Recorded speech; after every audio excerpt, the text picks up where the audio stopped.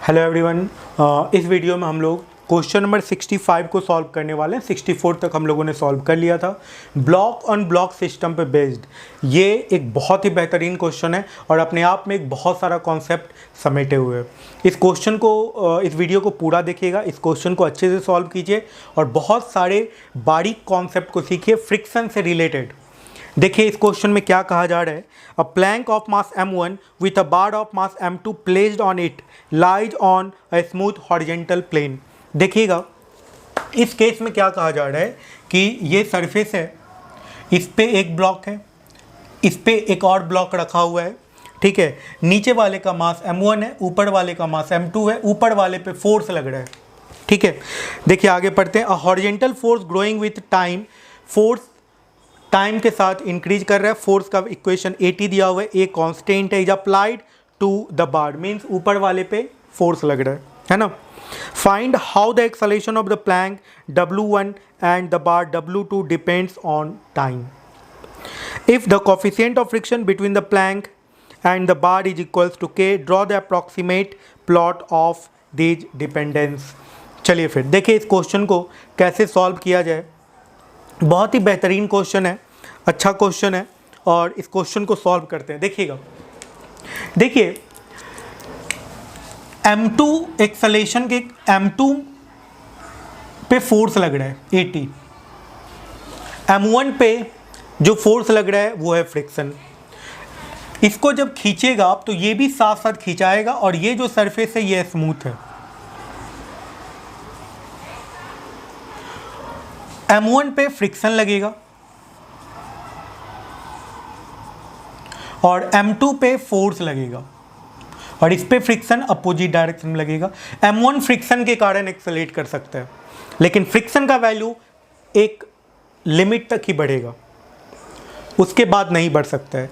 Means m2 का acceleration बढ़ता जाएगा, m1 का एक्सेलरेशन एक लिमिट के बाद नहीं बढ़ेगा। एक लिमिट तक, एक टाइम तक, एक इंस्टेंट तक दोनों ब्लॉक साथ साथ सेम एक्सेलरेशन से एक्सेलरेट करेगा।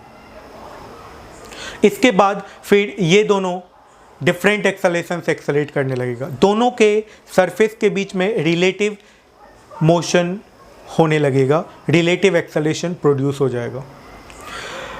कब होगा ऐसा? वो एक्सेलरेशन क्या होगा जिसके बाद इन दोनों के बीच में रिलेटिव एक्सेलरेशन आएगा। देखिएगा m1 जो फ्रिक्शन के कारण एक्सेलरेट कर सकता है, जब फ्रिक्शन का वैल्यू मैक्सिमम होगा तब m1 का एक्सेलरेशन मैक्सिमम होगा। तो m1 का जो मैक्सिमम एक्सेलरेशन है that is the maximum common acceleration of m1 and m2। तो m1 का मैक्सिमम एक्सेलरेशन क्या हो सकता है? फ्रिक्शन का मैक्सिमम वैल्यू कितना हो जाएगा? फ्रिक्शन कोफिशिएंट K दिया हुआ है, इस सरफेस के बीच का फ्रिक्शन कोफिशिएंट, तो K m2G ये मैक्सिमम फ्रिक्शन है।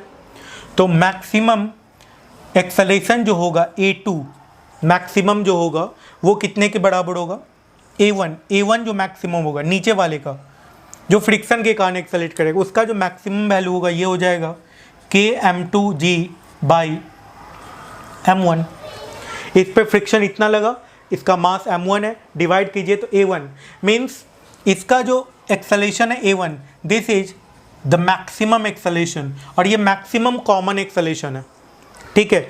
Up to this acceleration both block accelerate together and after this block start to accelerate with different acceleration and निश्चित तौर पे m1 m2 का जो एक्सेलरेशन होगा ज़्यादा हो जाएगा।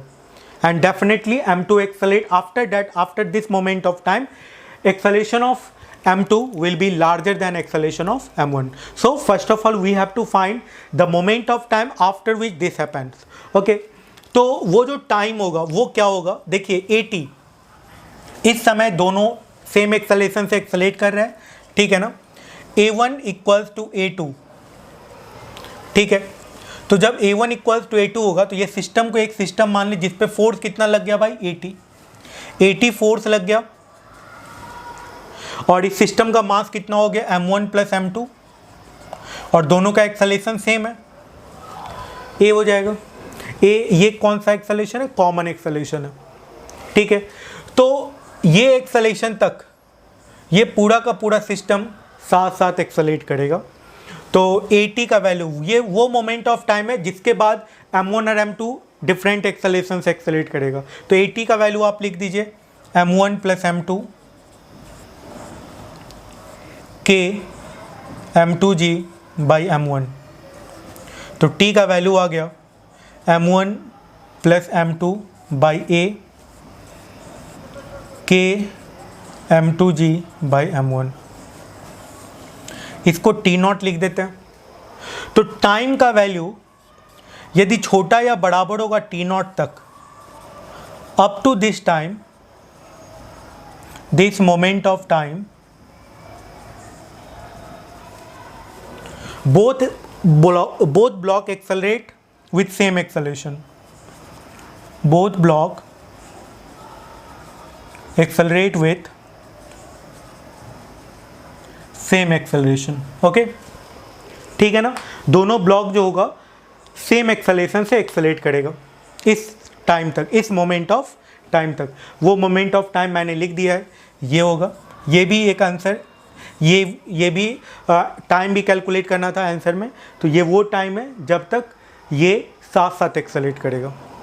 तो जब डिफरेंट एक्सेलरेशन से एक्सेलरेट करेगा तो वो एक्सेलरेशन क्या होगा, अब कैलकुलेट कर लेते हैं, देखिएगा।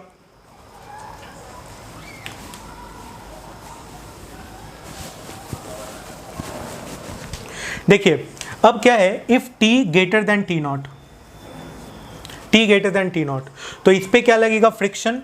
तो इसका एक्सेलरेशन हो जाएगा, इस पे देखिए M2 का एक्सेलरेशन मैं लिख रहा हूँ, इस पे लगने वाला फोर्स AT, फ्रिक्शन पीछे, AT minus friction that is equals to M2 A2। AT friction का value K M2G, K M2G that is equals to M2 A2। तो A2 का वैल्यू निकल गया भाई। A2 का वैल्यू कितने के बराबर हो गया, AT minus K M2G by M2। ये एक्सेलरेशन हो जाएगा जब T का वैल्यू T0 से बड़ा हो जाएगा तब, और T0 का वैल्यू हम लोगों ने निकाला है। ये A2 हो गया। A1 का वैल्यू क्या होगा, वो तो कांस्टेंट ही रहेगा, वो तो कांस्टेंट हो जाएगा ना इसके बाद। और इसका वैल्यू कितने के बराबर है, A1 इक्वल्स टू कांस्टेंट, और वो कितने के बराबर हो जाएगा, that will be equals to K M2G by M1। ये हो जाएगा, ओके। और इस टाइम के बाद दोनों सेपरेट कर रहे हैं। इसका यदि आप ग्राफ प्लॉट करना चाहते हैं फ्रिक्शन और एक्सेलरेशन के बीच का, तो ग्राफ कुछ ऐसा हो जाएगा।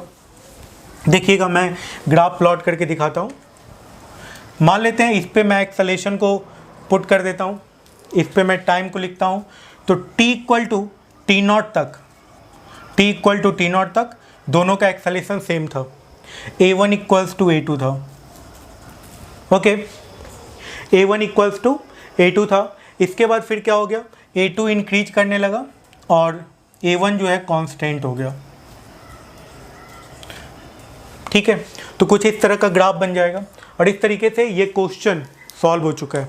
बढ़ते हैं हम लोग नेक्स्ट क्वेश्चन में, क्वेश्चन नंबर 66 में। Thank you.